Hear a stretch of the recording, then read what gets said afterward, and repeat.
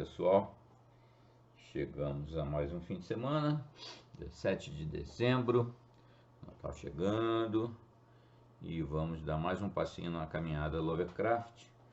Vamos por uma obra bem diferente, assim, por um ponto de vista, né, diferente, que é A Árvore.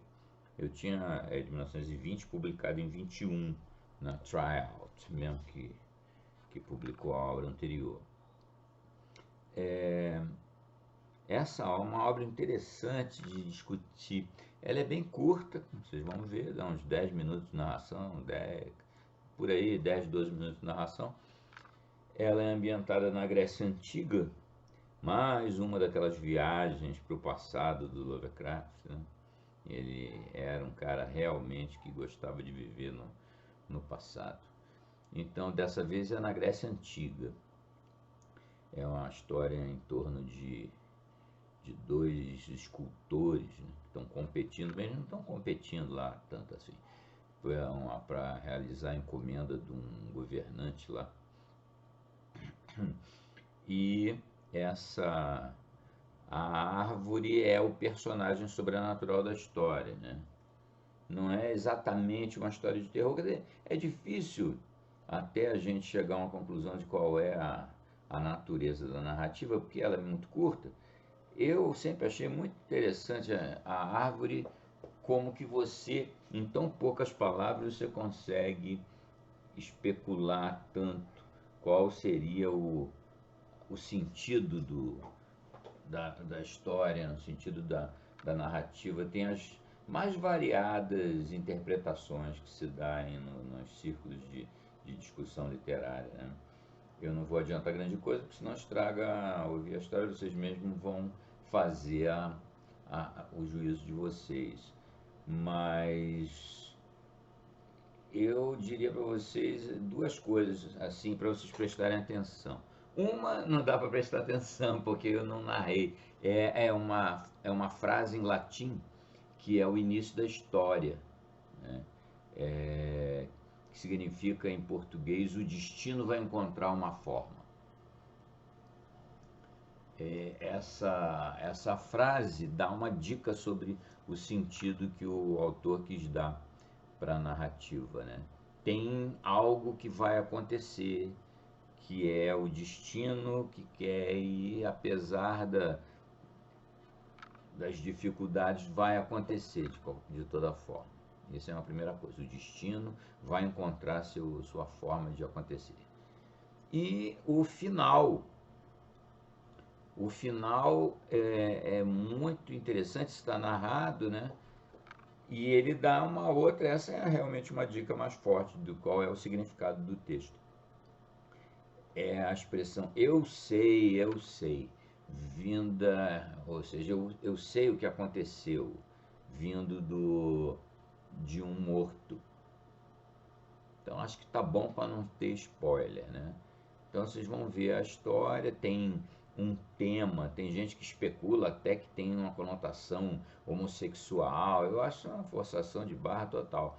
Os caras são dois escultores, são muito amigos, e os termos escolhidos, né? Se você quiser dar esse tipo de leitura, porque eles, querido amigo, esse tipo de coisa. Isso não quer dizer que tem, na minha opinião, não tem nenhuma indicação de uma relação homossexual entre os dois, nada a ver.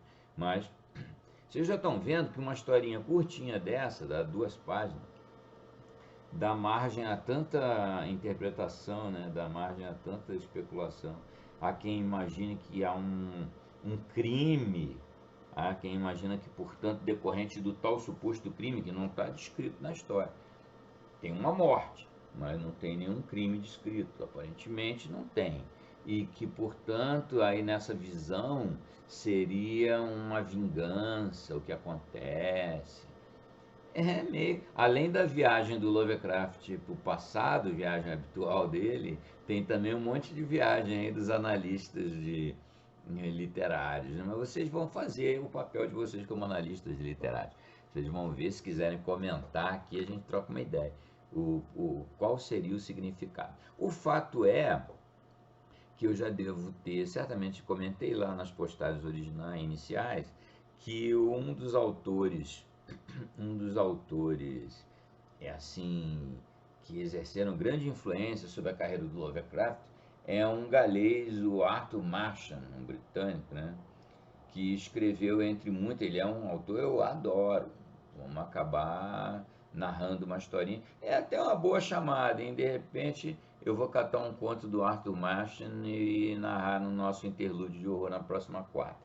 É uma boa, faz uma conexão entre uma coisa e outra. Uma das histórias mais famosas do Arthur Machen é de 1890, portanto 30 anos antes da Árvore, e que chama-se O Grande Deus Pan. Só a figura de Pan na mitologia grega e além, né, a partir inclusive dessa obra do Arthur Machen, essa figura é uma figura que tem leituras as mais variadas, do mal ou não tão do mal. Ele aparece nessa história, parece que apesar das divergências sobre o significado verdadeiro, oculto, super oculto na árvore, muita gente, aparentemente quase todos concordam que ali aparece uma clara influência do Arthur Machen sobre o Lovecraft. Ele menciona o Pan não como um deus ou um grande deus e tal. No Arthur Machen, vocês vão ver depois nos contos, eu não vou narrar o grande deus Pan, vou ver o que eu acho lá dele. Eu tenho uns livros do Arthur Machen. Bem, o grande deus Pan é meio que uma força natural, assim, é a visão do Arthur Machen. É uma divindade ou semi-divindade grega. Mas é isso aí. Então, a Árvore é uma história muito legal desse ponto de vista. O cara é gênio, né? O cara escreveu uma historinha curtinha, os personagens não têm maior profundidade psicológica, os eventos são meio que um esboço bem leve, uma aquarela da grega antiga, tal. A historinha é bem um fio condutor, bem singelo. Eu não diria que é uma história de horror, não chega para mim a ser uma história de horror, mas é um conto eivado assim de um misterioso. É bem saboroso, eu gosto muito.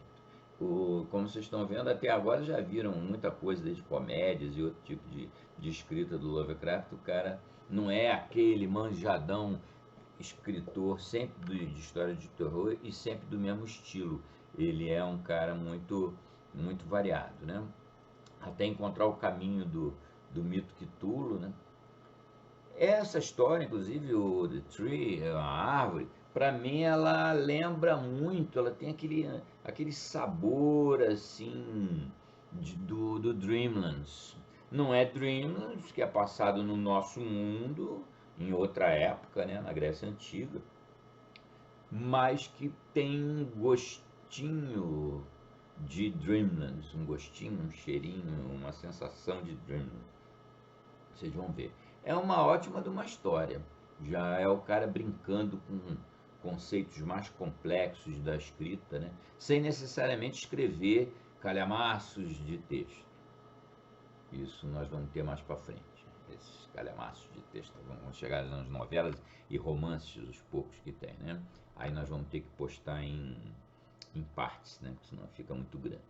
Mas então, por hora, nós vamos nesse conto, quase que é um microconto, A Árvore, de 1920, publicado em 21 na Tryout. Espero que vocês gostem. E fica meio prometido que na quarta que vem nós iremos dar uma passeada no Arthur Machen para fazer um link e para mencionar um autor e para mexer ou trazer a contribuição de um autor que eu gosto um bocado e que foi uma influência indiscutível do Lovecraft, do mesmo padrão do Edgar Allan Poe. São as três grandes influências do Lovecraft: Edgar Allan Poe, Lord Dunsany, de onde vem o Dreamlands diretamente, é Dreamlands na veia, e o Arthur Machen, né?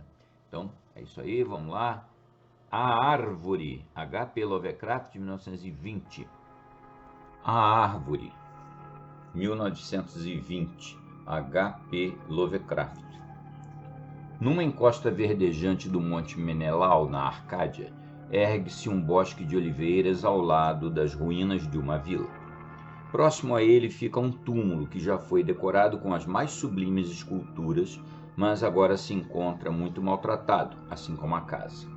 Numa extremidade do túmulo, com suas curiosas raízes deslocando os blocos de mármore pentélico manchados pelo tempo, cresce uma oliveira anormalmente grande, com a forma estranhamente repelente de um homem grotesco ou de um corpo humano corrompido pela morte, que os moradores do local temem cruzar por ele à noite, quando a lua brilha fracamente por entre os ramos retorcidos. O Monte Menelau é frequentado pelo temido Pan, cercado por muitos e estranhos companheiros, e os aldeões simplórios acreditam que a árvore deve ter algum odioso parentesco com esse fantástico séquito de Pan. Mas um velho apicultor que mora no casebre vizinho contou-me uma história diferente. Há muitos anos, quando a vila na encosta da colina era nova e resplandente, era habitada pelos escultores Calos e Musíades. Da Lídia a Neápolis, exaltava-se a beleza de seu trabalho e ninguém ousava dizer que um excedia ao outro em maestria. O Hermes de Calos estava num nicho de mármore em Corinto, e a Palas de Musíades encimavam uma coluna em Atenas, perto do Partenon. Todos reverenciavam Calos e Musíades, e a todos maravilhava que nenhuma sombra de inveja artística abrandasse o calor de sua fraterna amizade. Mas, embora Calos e Musíades vivessem em inquebrantável harmonia, sua natureza não era idêntica. Enquanto Musíades se divertia, à noite, nas folias urbanas de Tegea, Calos permanecia em casa, esquivando-se da vista de seus escravos nos frescos recessos do olival. Ali meditava sobre as imagens que povoavam sua mente, e ali idealizava as formas de beleza que posteriormente imortalizaria no respirante mármore. Alguns desocupados diziam que Calos conversava com os espíritos do bosque, e que suas estátuas eram tão somente as imagens dos faunos e dríades que ali encontrava, pois não apoiava seu trabalho em nenhum modelo vivo. Era tal a fama de Calos e Musíades que ninguém se espantou quando o tirano de Siracusa enviou mensageiros para lhes falar sobre a rica estátua de Tique que planejara para a sua cidade. A estátua deveria ser muito grande e de magnífica realização artística, pois pretendia-se que fosse alvo da admiração das nações e destino dos viajantes. Enaltecido além do inimaginável seria aquele cuja obra fosse escolhida, e por essa honra Calos e Musíades foram convidados a competir. Sua fraterna amizade era bastante conhecida, e o astucioso tirano supôs que cada um deles, em vez de esconder seu trabalho do outro, dar-lhe-ia ajuda e conselho, obtendo, por obra dessa solidariedade, duas imagens de beleza inaudita, a mais bela das quais eclipsaria até mesmo o sonho dos poetas. Os escultores receberam com alegria a oferta do tirano, e nos dias que se seguiram, seus escravos escutaram o incessante golpear dos cinzéis. Calos e Musíades não ocultaram seus trabalhos um do outro, mas somente eles os viam. Nenhum outro olhar, exceto os seus, avistava as duas figuras divinas libertadas por seus habilidosos golpes dos toscos blocos que os aprisionavam desde o princípio do mundo. À noite, como de costume, Musíades procurava os salões festivos de Tegea, enquanto Calos perambulava sozinho pelo olival. Com o passar do tempo, porém, as pessoas foram observando uma crescente tristeza no antes efusivo Musíades. Era estranho, diziam entre si, que a depressão pudesse tomar conta de alguém com uma oportunidade tão grande de conquistar a mais elevada recompensa da arte. Muitos meses se passaram, mas o rosto entristecido de Musíades nada revelava da aguda expectativa que a situação deveria suscitar. Então, certo dia, Musíades falou sobre a doença de Calos, e assim ninguém mais se espantou com sua tristeza, pois o apego dos dois escultores era sabidamente profundo e sagrado. Depois disso, muitos foram visitar Calos e realmente notaram a palidez de sua face, mas havia nele uma alegre serenidade que tornava seu olhar mais mágico que o de Musíades, que estava claramente transtornado pela ansiedade e que afastava todos os escravos em sua ânsia de alimentar e cuidar pessoalmente do amigo. Ocultas por trás de pesados reposteiros, ficavam as duas figuras inacabadas de Tyche, pouco mexidas ultimamente pelo doente e por seu fiel atendente. À medida que Carlos ia ficando inexplicavelmente mais e mais fraco, apesar dos esforços de médicos perplexos e do amigo íntimo, ele pedia com frequência que o carregassem para o bosque que tanto amava. Ali pedia para ser deixado a sós, como que desejoso de conversar com coisas invisíveis. Musíades sempre atendia a seus pedidos, embora seus olhos se enchessem de lágrimas à ideia de que Carlos se importava mais com os faunos e dríades do que com ele. Finalmente, aproximou-se o fim, e Carlos discorreu sobre coisas do além. Musíades, chorando, prometeu-lhe um sepulcro mais gracioso que o túmulo de mausoléu, mas Carlos implorou-lhe para não falar mais de glórias de mármore. Um desejo apenas ocupava a mente do moribundo: que brotos de certas oliveiras do bosque fossem enterrados ao lado de seu lugar de repouso, próximas à sua cabeça. E certa noite, sentado, sozinho na escuridão do olival, Carlos morreu. Era de uma beleza indizível o sepulcro de mármore que o abatido Musíades esculpiu para seu amado companheiro. Ninguém, exceto o próprio Carlos, poderia ter criado aqueles baixos relevos revelando todos os esplendores do Elísio. Musíades também não se esqueceu de enterrar, perto da cabeça de Carlos, os brotos de oliveira do bosque. Quando a violenta dor inicial de Musíades cedeu lugar à resignação, ele passou a trabalhar diligentemente em sua figura de Tyche.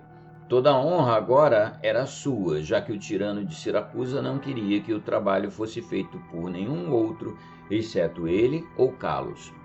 O trabalho acabou servindo de desafogo para sua dor e ele labutava cada dia mais arduamente, abandonando os folguedos a que antes se entregava.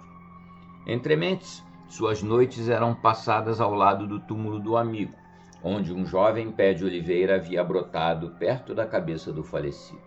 Tão rápido era o crescimento dessa árvore, tão estranha sua forma, que todos que a viam exclamavam surpresos. E Musíades parecia sentir-se simultaneamente fascinado e repelido por ela. 3 anos após a morte de Carlos, Musíades enviou um mensageiro ao tirano e murmurou-se na ágora de Tegea que a poderosa estátua havia sido concluída. A essa altura, a árvore ao lado do túmulo atingira proporções descomunais, superando todas as outras árvores de sua espécie e estendendo um galho singularmente pesado por cima da vila onde Musíades trabalhava. Acorriam tantos visitantes para ver a prodigiosa árvore quanto para admirar a arte do escultor, de forma que Musíades raramente estava só. Mas ele não se importava com essa multidão de visitantes. Na verdade, parecia temer a solidão agora que seu absorvente trabalho fora concluído. O soturno vento da montanha, suspirando através do olival e da árvore sepulcro, tinha uma misteriosa maneira de formar sons vagamente articulados. O céu estava escuro na noite em que os emissários do tirano chegaram a Tegea. Era definitivamente sabido que tinham vindo para levar a grande estátua de Tyche e trazer honra eterna para Musíades. Por isso foram calorosamente recebidos pelos próximos. No correr da noite, uma violenta ventania se abateu sobre a crista do Menelau, e os enviados da distante Siracusa se alegraram de estar abrigados na cidade. Eles falaram de seu ilustre tirano e do esplendor de sua capital, e exultaram com a magnificência da estátua que Musíades esculpira para ele. Então, os homens de Tegea falaram sobre a bondade de Musíades, sobre seu enorme pesar por seu amigo e sobre como nem mesmo os próximos lauréis da arte iriam consolá-lo da ausência de Carlos, que poderia ter usado esses lauréis em seu lugar. Falaram ainda da árvore que crescia ao lado do sepulcro, próximo à cabeça de Carlos. O vento uivou ainda mais assustadoramente e tanto os siracusanos como os árcades suplicaram a Eolo. Ao raiar do dia, na manhã seguinte, os próxenos guiaram os enviados do tirano em costa acima até a morada do escultor. Mas a ventania noturna produzira estranhos feitos. Gritos de escravos elevavam-se num cenário de desolação, e já não se erguiam no meio do olival as cintilantes colunatas daquela vasta mansão onde Musíades sonhara e trabalhara. Solitários e abalados pranteavam os humildes pátios e paredes inferiores, pois sobre o suntuoso peristilo principal havia desabado o pesado galho pendente da estranha árvore, reduzindo o imponente poema em mármore de singular perfeição a um amontoado de ruínas disformes. Os estrangeiros e os tegeanos estacaram consternados, correndo o olhar dos escombros para a grande e sinistra árvore, cujo aspecto era tão fantasticamente humano e cujas raízes se infiltravam tão estranhamente no sepulcro entalhado de Kalos. E seu medo e assombro aumentaram, quando, vasculhando a mansão derrubada à procura do doce Musíades e da maravilhosa imagem entalhada de Tique, nenhum traço deles pôde ser encontrado. Em meio à ruína havia apenas o caos, e os representantes das duas cidades saíram desapontados. Os siracusanos sem a estátua para levar para casa, os tegeanos sem um artista para laurear. Os siracusanos, porém, obtiveram, depois de algum tempo, uma esplêndida estátua em Atenas, e os tegeanos se consolaram, erigindo na ágora um templo de mármore comemorando os dons, as virtudes e a fraternal piedade de Musíades. Mas o bosque de oliveiras ali permaneceu, bem como a árvore que cresce do túmulo de Kalos. E o velho apicultor contou-me que os ramos, cortados às vezes pelo vento noturno, sussurram uns para os outros, repetindo vezes sem conta: Oida, oida, eu sei, eu sei. Fim.